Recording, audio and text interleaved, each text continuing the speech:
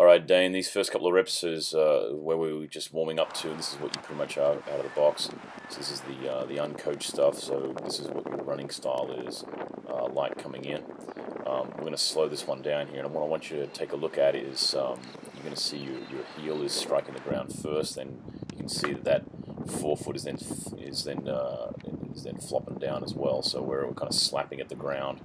And I also want you to see that heel is striking out in front of the hip. So if you draw a line straight down from the hip, okay, down to the ground, the heel is striking out in front of it. So you're actually kind of braking each time you take a stride.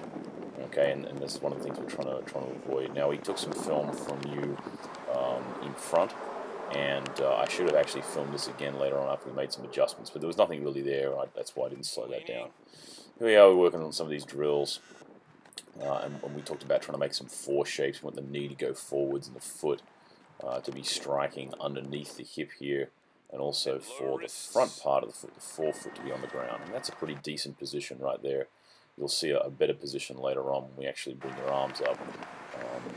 On this drill here, we're going backwards, and the whole idea of going backwards was that I'm trying to get you to get your heels down on the ground. So we're actually in reverse, where obviously you have no choice but to get the forefoot on the ground. In that drill, I want you to try to get your heels a little closer so it's not all on your toes. This position here, you can see how you're kicking your heel up out the back a little bit too much.